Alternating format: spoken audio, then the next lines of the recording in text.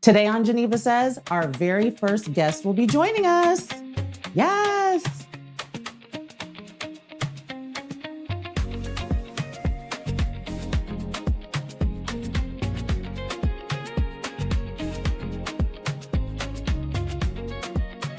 All right, I'm super excited to kick off my Geneva Says segment with our first guest, Misha Battiste. I'm so excited for this. We have never had a guest before. So this is a big moment, Misha. Are you ready? Look, I'm honored. As a Leo, I am very honored to be the first. Yes. And I'm so excited. And yeah, this is going to be fun.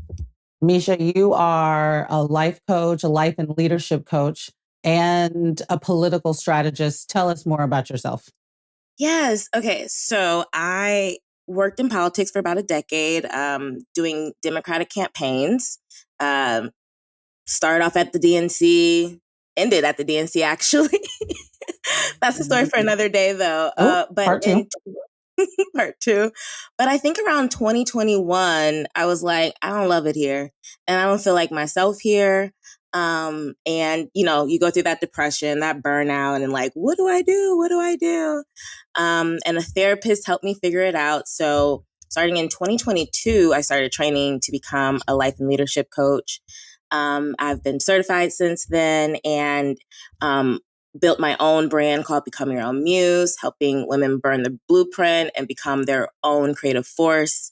And I also work with organizations as a leadership coach as well. So yeah, it's really cool that I feel like I kind of figured it out at this point. And I think some of the things I've gone through it'll make this conversation that we're about to have interesting, I hope. Yeah. Yeah. And I mean, I was inspired by what you do because of how relevant it is to what I've been going through. Anybody who's been watching my show for the past few episodes, I've talked a lot about issues on the job and how it's been killing me.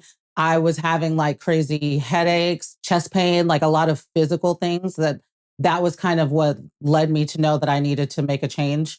And also just disliking the work day to day. And I just started in January. And I didn't even really want to go back to work. I had been consulting full time for years, but the Orange Man came in, messed up a lot of stuff. Yes, a lot of people were laid off, and that was horrible. But there was broader impacts to people like me who work in a DEI and very racial equity focused space. And a lot of the work that I did was greatly impacted. So that's what made me say to myself, I need to go back to work. I need to get a job. I need to be able to make a living. And I thought that this would be the right job for me and it wouldn't be too much of a shock, but it was a shock. It was a lot of a shock. Ooh. And it really made me realize I don't know if I can ever have a regular job again. I don't know if it's for me anymore. And I was just dealing with a lot of things that were not working for me. Obviously, the physical impacts made that clear. And so I left in April. So I had only Yeah. been there 3 months. It's May 1st today. So new Yeah, beginnings for you. Yeah. exactly. Exactly. So that's very fresh. And the crazy thing is, not only did I leave in that period of time, another person who was on a different team who started the same day as me left earlier than me. She left like 2 weeks before I did. And my manager, who had been there for about a year, left the same day I did. And I think part of what inspired her to do that was my stepping out and saying, I can't do this anymore. And it's only been 3 months. Girl. So yeah.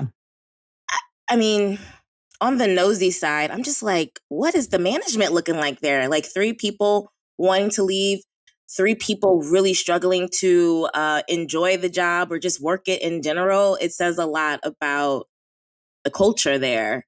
So I just want to acknowledge that. Like, that's a cultural issue at that company that they need to diagnose. It just it was very disempowering. Mm. Wow. So feeling disempowered literally made your body ache. Like it made Correct. you, wow, that's a Mhm. note. That's a Yeah. note. That's a note. Yeah. Just like, Yeah. 'cause your body does hold a lot of information. So when did that Mhm. start? When did those, that pain or the feelings in your body begin? Almost immediately. Almost immediately, because I came in with an expectation. I was basically rebuilding a part of the team. And immediately I had ideas. Let's do this, let's do that. I'm ready to like go all in. And everything was an obstacle. Well, wait, we have to do this first and do this. And there was just so much red tape and bureaucracy and so much oversight to the point where I was like giving up on even trying to do it after like Yeah. a very short period of time, because I was like, what's the point? And I would come in and just feel like all I'm going to do today is take orders. I work at McDonald's. All I'm doing is looking, at McDonald's, the little stuff comes up on the screen. I'm just looking, okay, put a burger in, put a fry in, hand it to the drive through person. Like, what was the point? Yeah. And I, some people could see that as like, oh, that's easy money. Why wouldn't you do that? But I just felt like I have to go into the office. This is at least 8 hours of my day, and I have to not hate it. It has to There's at always a least. cost. Yeah. Okay, I was gonna ask you more questions, but Now I'm gonna stop. you're interviewing me. I'm It's about to start cool. interviewing you. But I think, one of the first questions that this does make me think of is sort of like I was saying, the physical signs were the biggest signs for me that I needed to make a change. And as you are working with people and in your own experience, what are sort of the signs, whether it's burnout or just other, reasons why people need to revisit what they're doing? What are the signs that people need to be paying attention to? It really it is the body. It's the stomach. Like, well, yeah, it's the stomach. Like, does it feel nervous? Like, I wonder even for you, when you got hired, what was your body feeling? Hmm. I felt like I was okay. You're When okay. I first got the offer, obviously it was, since I had 2 things that I was interviewing for, I was pretty nervous about, like, am I making the right decision between these 2 things? But I was pretty at peace about going back to work. I Okay. had come to a place where I knew that that was going to be the right decision. And interviewing with them, I thought they were great. Everybody who I met was great. I went to the Mhm. office. I liked the vibes. Like, I didn't have any concerns Yeah. going in. I totally understand that. I do wonder if there was still a little bit of an undertone because like that nervousness because look from my experience when I was getting hired for Elizabeth Warren's campaign, I was calling everybody like, should I do this? Should I do this? And like even sign and I was getting paid more, just something about the role and how it came about. I was just like, I don't know if this is the right thing for me. And I just felt very stressed about accepting it. And I'm grateful Mhm. that I did it. I'm so grateful that I did it. But it was a shit show. Like it was Well, like the beginning yeah. of me being like, oh, politics isn't for me. And then even when I started coaching and I took like a part-time job because I wanted to try out doing production, the way that was coming together, it was kind of like, and maybe this is just a me thing that I've had to learn, but, and I hope maybe other folks catch this too, that I, when I accepted this production job, I accepted it knowing like, this isn't the pay not right. I'm not sure. Like we didn't even sign a contract. I'm just like, let me go get this money and call it a day. And again, I'm grateful for the money and I'm grateful for the experience. But I did sell myself short through doing that. And like I had that, like I knew I was making a decision like that. Mhm. Um, and so just even before you get into these roles, because I think that a lot of us take jobs. We're like, oh my God, it's the dream job. It's going to be the great job. And then like it never really feels good in the end. I want us to like pay attention to what our body is feeling or what our mind is telling us before we even enter the job. Yeah. Because maybe you'll be at the least, if you still take it, maybe you'll be less surprised Yeah. that you don't enjoy it. But yeah, back to your question. I think one is the body. I think two, when you become resentful of the manager or even the work, like as soon as you become resentful, Mm, not a good sign. Because I think, or at least resentful to the way that you can't like logic your way out of it, right? Like, because I think with maturity, um, there's times where you can like, well, that's just my feelings. Let me like fall back and like keep it pushing. But if it really does become like a kind of strong resentment that again you feel in your body like a dislike when you're interacting with the person and all of that, I think that that's a red flag for you that this job or like at least this working relationship that you have with someone is not the move. But the thing is, and that's why I'm kind of ranting a little bit, but I feel like you caught it pretty quickly that this job was not for you. I think a lot of people, like I have a friend who thought it was a dream job for them. About a month in, it was not, and like dealt with a lot of sadness. And it took them maybe like a year and a half to finally leave. It didn't take you no time. It honestly did not Well, take you. here's the reason why, because I've done that before. So now I'm used to it. I had a Okay. job. I started back in like 2018 Mm-hmm. that a month in, once again, I knew it wasn't right. It took me till about 6 months to decide I'm going to leave. And then I left like around a year, a little bit shy of a year. So I have the experience of being on a job and knowing it's not for me and leaving. So I, this time I was like, I don't need to take the whole 9 months. I'm just going to go. Good. Good. And like you said earlier that you don't think you'll get another job, y'all. None of us should be getting jobs. The future is not these big corporations. These jobs are dying. Everyone, I'm just going to cut to the chase. Mm-hmm. Everyone needs to figure out what their zone of genius is and start to figure out how they want to provide a service around that or Mm-hmm. whatever. The future is each of us being some type of consultant, some type of coach, whatever it is. And let's say you're an accountant, right? So you got, your account, whatever. So let's say you're an accountant, someone else is a social media manager, someone else is a business consultant. Y'all can come in together for one client. I think it's going to be like consultant collectives is the future. These jobs ain't coming back though. These But jobs, what would you say? Because I've seen people post online like, look, I'm not meant to be an entrepreneur. I want a 9 to 5. I don't want to be my own boss. How would you respond to people like that who say, I don't want to be a consultant? I like the security of a 9 to 5 and benefits and all of that. I think that, like, for me, as I grow, become your own muse, I will hire people. Like, I think that the jobs will come from small businesses, like the business that you continue to blossom. You will be able to hire people to support that. I don't think it's going to be like these big company kind of jobs. I think it's going to be like small community, like small businesses. Even for me, when I first started out coaching, I um, I wanted to do political coaching. So I saw that a firm was already doing that. And so I reached out to them, like, instead of me building my own leadership practice, why don't I just be an associate coach for you guys? Mm, And so I started getting clients that way. So I didn't have to like spend so much time like building my own thing. So I think it is going to be kind of like those collaboration partnerships until you figure it out. It is hard, right? Um, but I think it is the future. I think that is something that we're going to have to adapt to. I do. yeah. I I don't mean, know. I What do you agree think with about you. that? Yeah. Okay. I agree. I think that the future of work is the gig economy, but not in Yes. the way that we think about it of like driving DoorDash or like driving Uber. I think it's going to be putting together projects and consulting and all these different things that you do that come together to make a living instead of like having one job. Yeah.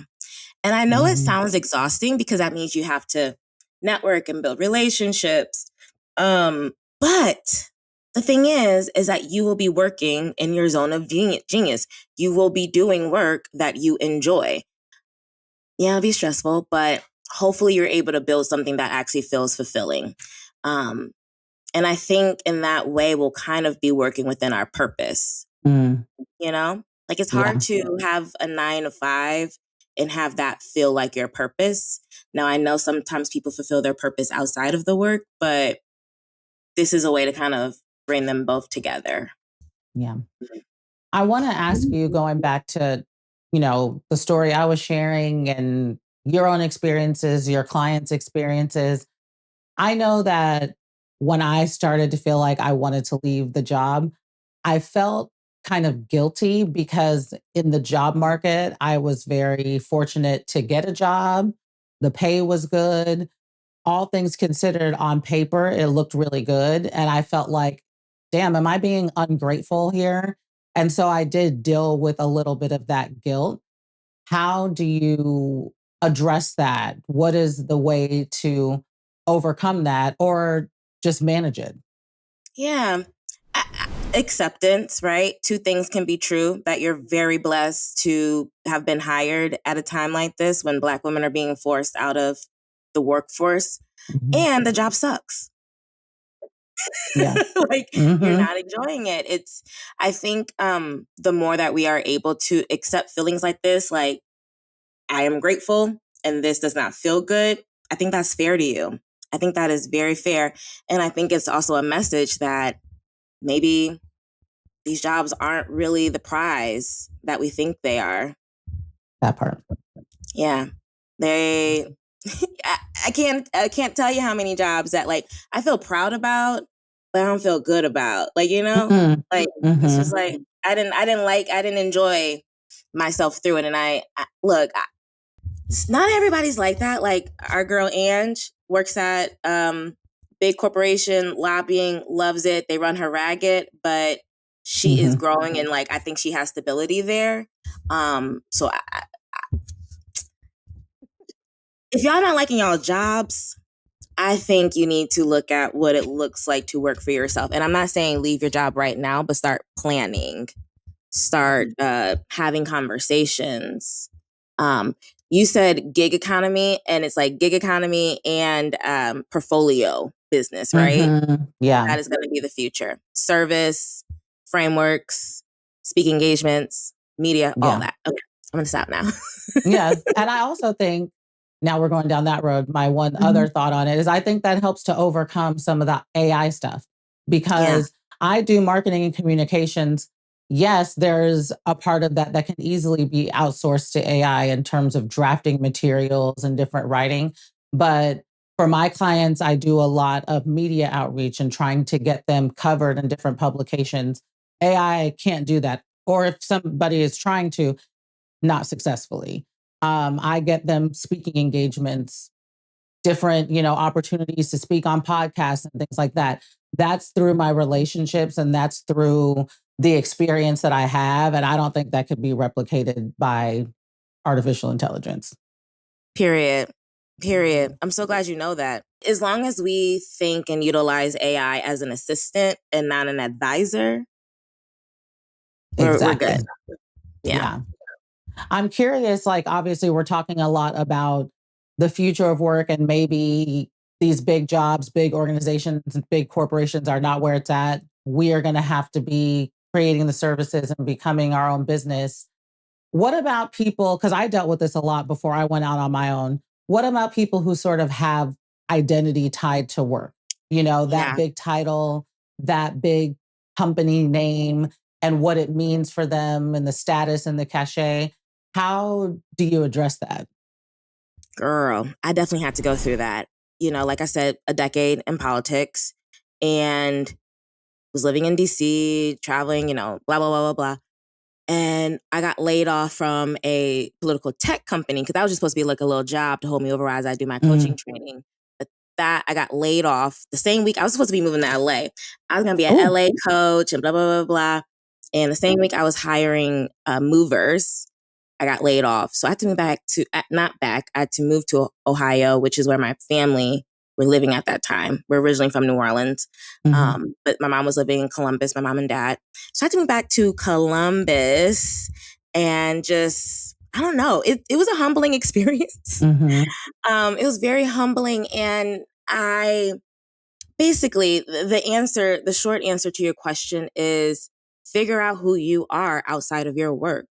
Go back to what you actually value, what you love, what you enjoy, like truly find your identity outside of what you do. Because I Mhm. absolutely did. Like, it was, I worked for Hillary Clinton, I worked for Elizabeth Warren, I worked for John Austin. Like, I really did. Like, Mhm. I did lead with that. That Yeah. was what I thought was my value at that time. But that's because I was shutting down my actual personality. I was Mhm. shutting down my actual interests. Like, it was just very small perspective I had of me. So by going to Ohio and just kind of having to get to know myself and hang out with myself, I just allowed that to happen. I allowed my quirks to roll over, my interest in reality TV, my interest in astrology, like all of that. I allowed that to kind of be a way to represent me. Yeah. Well, I do think it's a kind of like going back to like who you were at 13 and figuring out who that girl is and bringing her along to you today. In terms of how I did it, I really just I had to kind of grieve because Mm, I was on a corporate ladder that was making my title very big and people were like very impressed and the yeah. organizations I was working with was very impressive, but Mhm. I felt shitty. And I said, Mhm. I would rather feel better and just not look as impressive on paper. Like I'll Yeah. just accept that even though I think being the CEO of my own company is impressive in its own right, I think losing some of the more sort of like LinkedIn sexiness is Yeah. just what I'm going to have to deal with because I would rather not be burned out. I would rather not be working during my vacations, which is what I was doing. I would rather not be being on the phone all day and night, getting yelled at about stuff that was outside of my control, which was what was happening. So I Yeah. just accepted the trade-off. Yeah. Mhm. This is actually like what you describe, what I describe. That is the birth of Become Your Own Muse. It's because Mhm. your life can look good on paper, right? You got the good job, the nice apartment, all of that can look so good, but inside you're just like, well, okay, this doesn't feel that great. It's not what you thought it was going to be.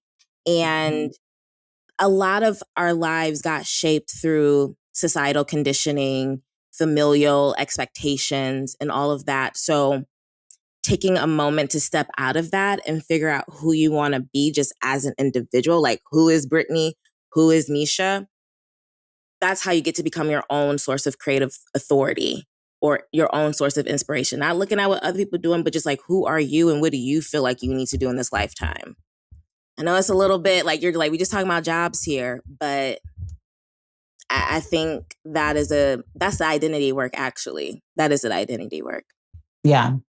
So I think like what's really wrapped up in this conversation is just like choosing yourself, being Every bold time. enough and being in a place where you can just say, I choose me, even if it disappoints other people, even if it doesn't look as good on paper. What does that really look like for people to choose themselves? And how can, especially women in our situations, how can they how can they prioritize doing that? Oh, you have to decenter everything, Mm, everyone's opinions, or it's like a combination of decentering others, including your mom. I was gonna say religion, but I'll leave that alone. The boys. I say the real. boys and the mom, the grandma. Just people who influence your decisions that much. They have to be decentered because you are what matters in your life. Other people absolutely do, and like it is our responsibility to care for our community. But I do not think that we are serving our community in the best way if we are not living authentic lives, Mm, right? You can't really see people if you don't see yourself, It's because it's always going to be this clouded perception. Like for me in my 20s when I was like just I was hiding from myself. I was like literally running away from my truth, I think. And so when I would see other people who at least seemed authentic and were like wild and said whatever they wanted, I would be like that's weird. Or like, yeah, I would judge it. I'm like, I don't get it. Like, aren't you like, where's your decorum? But Mm, I grew up in the South, very like I went to church 4 days a week. mm, I was a good girl.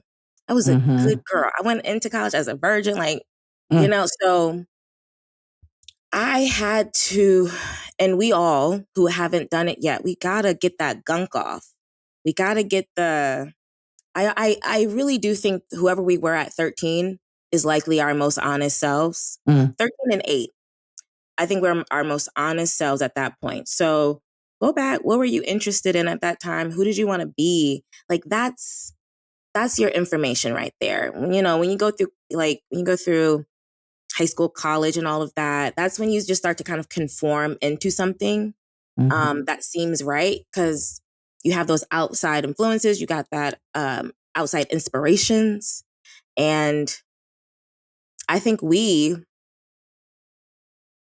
are the leaders of our lives, right? Like our body has information, our mind has information. Like when you see people on TV that you admire, it's because you see yourself in them. So use that as information for yourself, but that doesn't mean you need to have a life like them.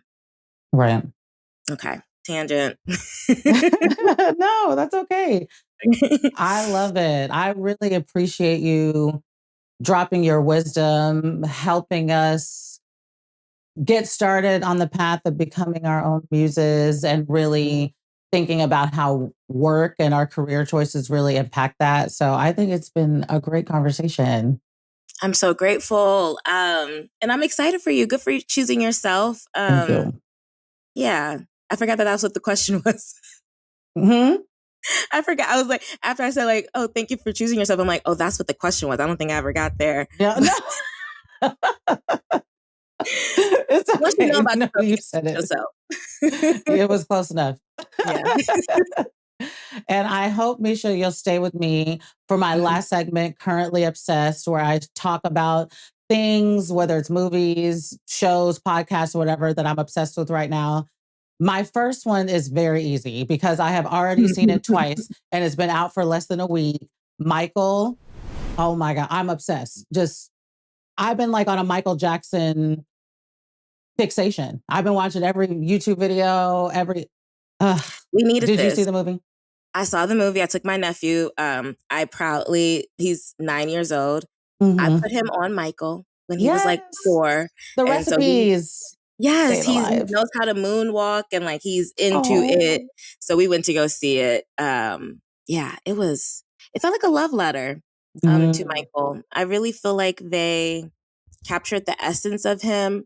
And it was just very kind to him, which it's been a while since we got to see that, like just the beauty of him. So I feel like us as a Black community needed this too, because I know when he died, we were up like, as millennials, obsessed. Like me and my friend would be on the phone at 3 a.m., like playing and singing Michael Jackson songs. But when the Neverland documentary came out, I just feel like everything quieted down and like we all just didn't know, like, what do we do? What do we do?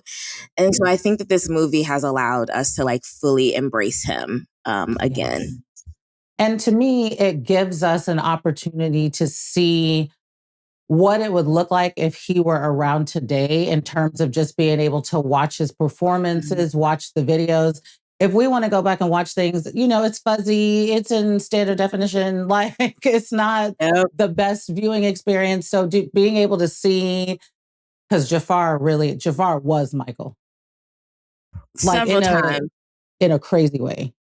I know. The older the character got, the more I'm like, Michael, Michael. Like once he hit Thriller, I'm like, oh, that's Michael. Like he did Oh, excellent. Like I it can't was believe crazy. the work he had to do for dancing. He like, how do you embody the best entertainer that we've, you know, not living?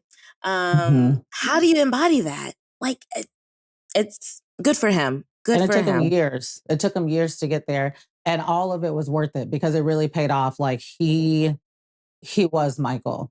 And I think I'm seeing like the critics and people be so surprised that people love this movie and that it made so much money. And I'm like, why wouldn't we want to celebrate Michael Jackson? Like, we can hold two things at the same time. We know that there was some controversial stuff, things going on that may have been inappropriate or worse. And we can also acknowledge that he was a legend and that he meant a lot to us. Like, I was a fan of Jackson 5. My mom put me on Jackson 5 when I was very young. And Yeah. so I really have like a deep, long lasting connection, like way before Thriller to Yeah. Michael Jackson. And so being able to just have this moment to celebrate him and see him. And I don't think the movie left anything out because it's ended in the 80s, so we Mhm. didn't get to those moments yet of controversy. And I thought it was beautiful. And I'm like shocked by people who don't think it was, because I'm just like, it was amazing. And I'd see it a third time. I'm letting that go. And we gonna keep Michael. We gonna keep Michael. Exactly. It's not that we don't care, but it's like eventually I do have to let it go, especially because everything was very murky. There was no smoking guns in terms of the information that was presented about the potential abuse. So at this point, I have to hold on to what I do know is true, which is what he gave me and the world as an artist. The other thing that I'm currently obsessed with right now. So, okay, in general, I'm obsessed with Love Island.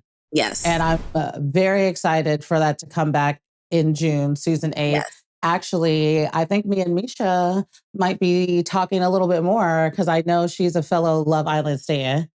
It would be a dream. Ah, It would be a dream. I do think the kids are gonna stress us out though. They are gonna stress us out. We after just gotta. season 7, people are going to be trying to become the next Nick and the Landra instead of being authentic. And I'm just like, I'm worried about that I a little bit. know. I am. I'm concerned, but I'm gonna tap in. We're gonna talk about it. We will. And now, generally, I'm obsessed with Love Island, like I said. So I gave Love Island Beyond the Villa a chance for the first time, which is the season that's on now with the season 7 cast, or most of them. Yeah, I don't know. Right now, it's giving the checks are running out and we needed to find a way to revive our image. But what did you think? That's a really good way of putting it. It does it feels like we're watching a show of people floundering, like not sure what to do with their career. Besides Jeremiah.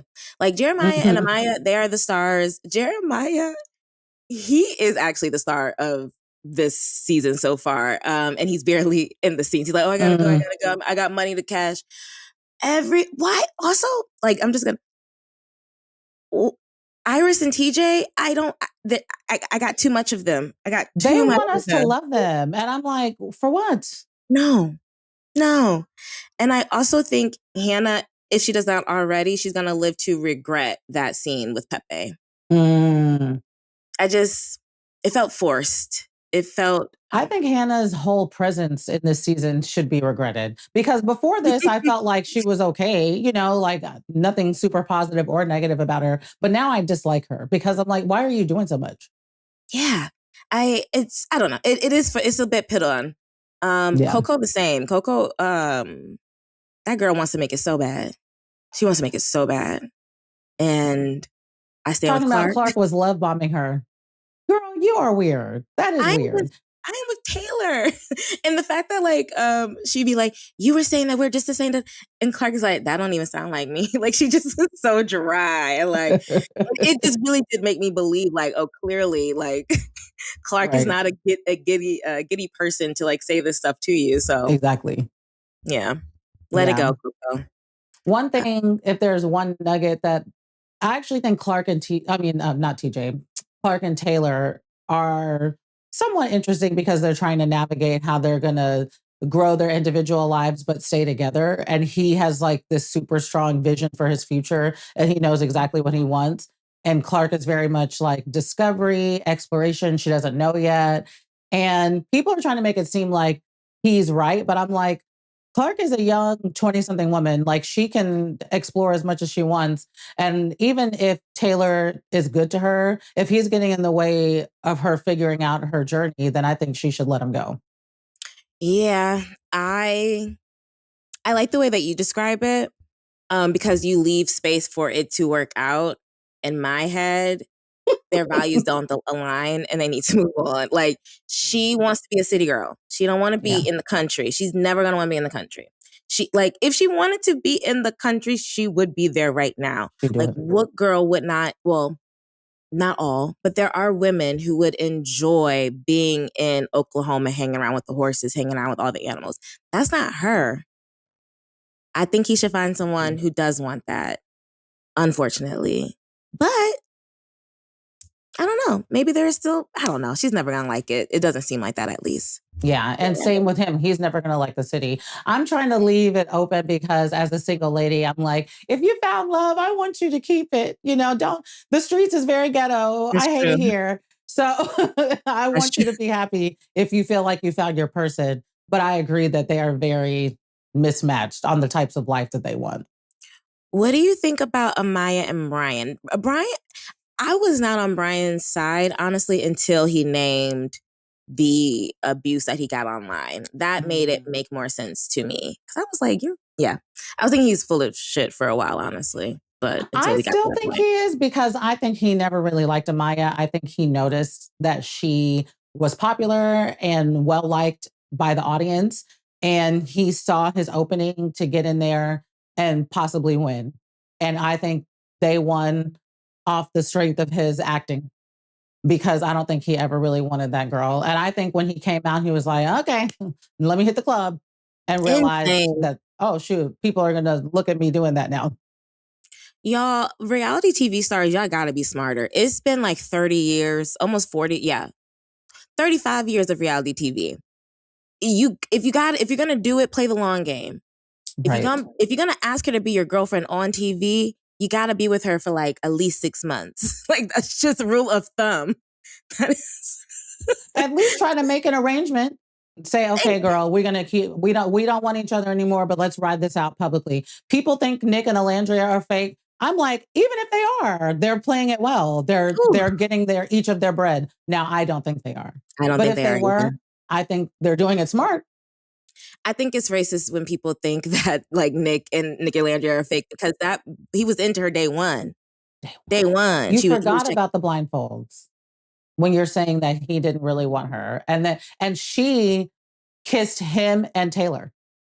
So there was always a mutual thing there. Thank you. Period. I'm nervous about this new season, though. I am. But we'll see. At a certain point, I think this show starts to lose the plot. And I mean, the fact that Clark and Nick and Alandria, they're still together. It's interesting that Alandria and Taylor are the two people in the relationships at this point. But I don't know. I was not going into last season, but this season, it is very clear that people are going on to be influencers, which is fine. But I want to see some real love. I don't want to see no Ace and what's that girl's name? Shelly. I don't want to see that. I don't want to see this game, because I do now think it was a game. I do think that was some BS. I don't want to see too much of that. Yeah, I would love for them to find people who are regular, who are not models, who are not influencers, who really are just regular people. Jeremiah's. I want some Jeremiah's. I want some Nicks. I don't know. We'll see, though. I am excited. Yes. I'm excited too. And I'm excited for us to come back together and chat about it more. Yes. So y'all stay tuned for our life and leadership coach turned Love Island coach. I will be adding that to my Threads account. Perfect. Well, Misha, thank you so much for joining today, being the first guest on Geneva Says. I hope you enjoyed it. I think it was a wonderful conversation, and I'm looking forward to chatting again soon. Thank you so much for having me. I'm so glad that I was a part of this conversation with you. I still can't believe I was your first guest, but we'll be back soon.